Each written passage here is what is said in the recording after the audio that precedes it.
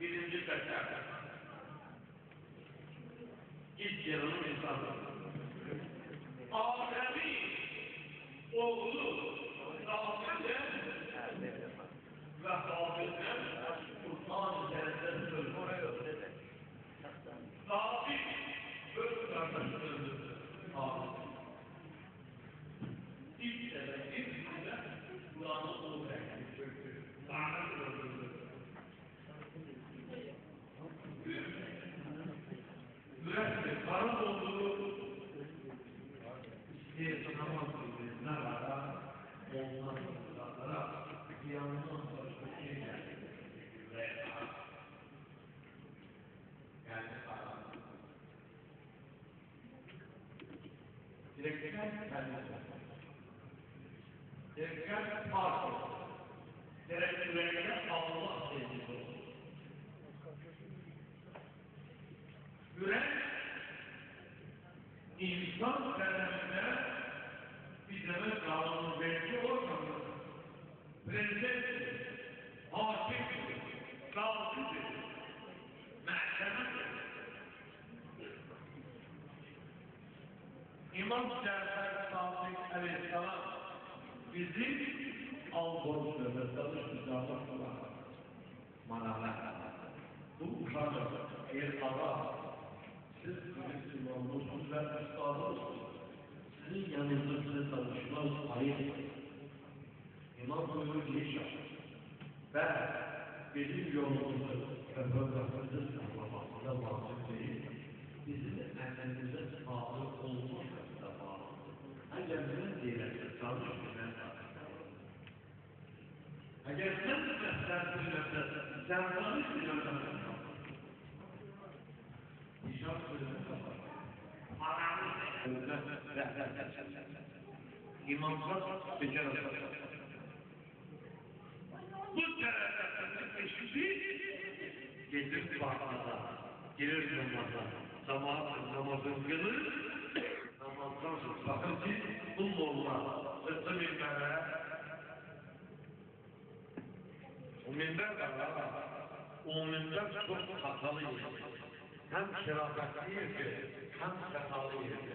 O kadar adamlar sakalını uzadığı kibirle çıkıp orada İslam'ı yalnız götürür. Nemrut öz zamanında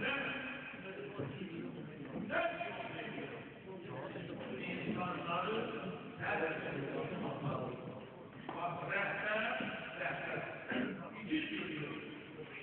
Biri imamlar, biri imamlar, biri imamlar, imamları Allah'ın yolu işlerinde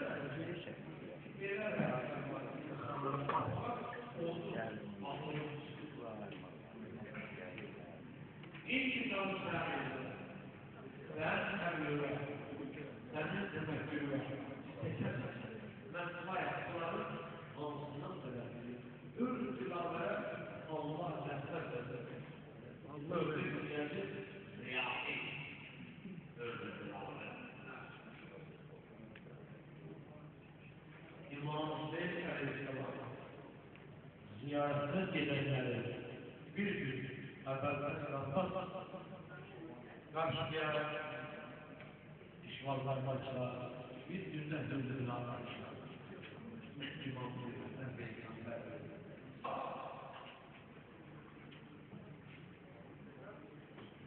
İmam Hüseyin koşulunu sabahın kesti ve akşam gitti.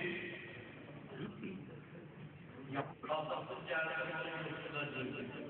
Gördü kafası başını salladı aşağı. Kendi kafasına salam verdi. Kafası oğluna salam verdi. Gece ata benden niye sağlamıyorsun? Bak şunu niye sağlamıyorsun? Geçip oğul, sen öyle bir iş görmesen ki, sen peygamber yanında hazaretten Ata ben de inanmışım. Geri mesela sen geri peygamber altı Hüseyin'in nabanı getirdin. Onu çözdün. Onları sen korkuya çalışsan. Ferman Kerimzade Allah rahmet eylesin. Onun bir kitabı var. Saldıran dövüşü. Orada Şah İsmail Fetha'yı rahmetli Hürrü Dilaver'in kalbini açtırır. Bakın görür ki nefse yüzün üstünden kesip nefse yüzün. Üstünden kesip bunu definilir. Bakın görür ki elebilir. Hürrü Dilaver'in büyük olursa kalbine. Sakta, balta, et, halk yerinde. Ve Fetha'yı adın da orada götürür üstüne. Şah İsmail hata etti. Açtırır rüzgar.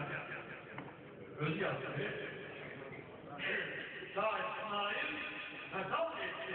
Açtırır rüzgar.